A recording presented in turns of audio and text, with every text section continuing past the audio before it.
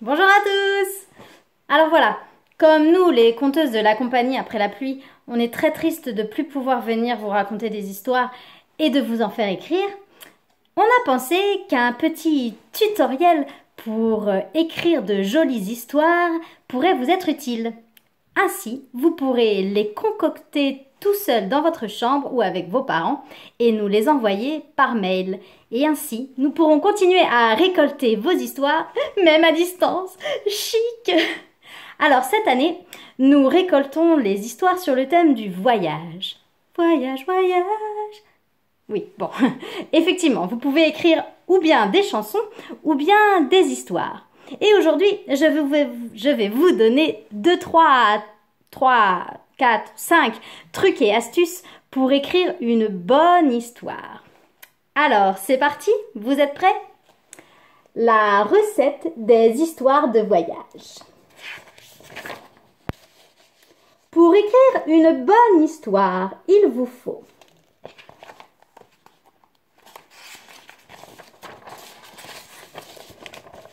des ingrédients.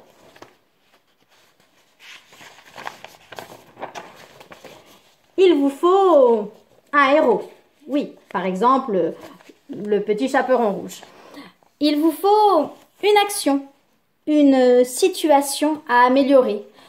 Par exemple, le petit chaperon rouge est très embêté avec le loup. Il vous faut un adjuvant, quelqu'un qui va aider, par exemple le chasseur, et un opposant, un très méchant, par exemple le grand méchant. Attention, c'est parti pour la recette. La recette en 5 étapes. Premièrement, la situation initiale. On va présenter les personnages et la situation. Au départ, tout commence bien. Par exemple, il était une fois le petit chaperon rouge qui vivait tranquillement avec sa maman.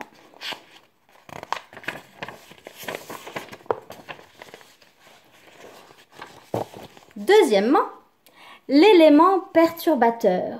D'un coup, il se passe quelque chose, un événement qui va perturber l'équilibre du début.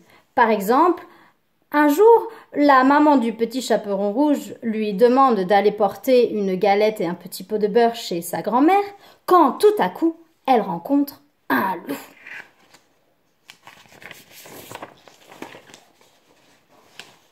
Troisième étape, les actions.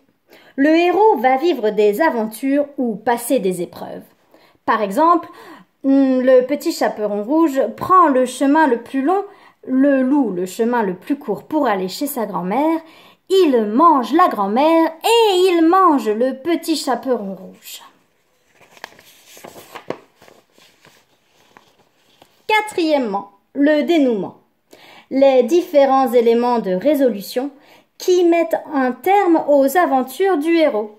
Par exemple, le chasseur trouve le loup et le tue et récupère le petit chaperon rouge et la grand-mère. 5. La situation finale. C'est la fin du récit. La situation du héros s'est améliorée ou s'est dégradée par rapport à la situation initiale. Ça, c'est comme vous voulez. Par exemple, le petit chaperon rouge rentre chez sa maman en étant bien contente de retrouver sa grand-mère et le chasseur. Pour le temps de cuisson, franchement, c'est comme vous voulez. Prenez le temps dont vous aurez besoin. Et voilà. Alors, à vos stylos et n'oubliez pas de nous envoyer vos histoires sur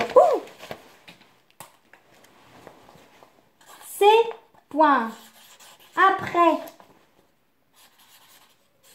la pluie @gmail.com.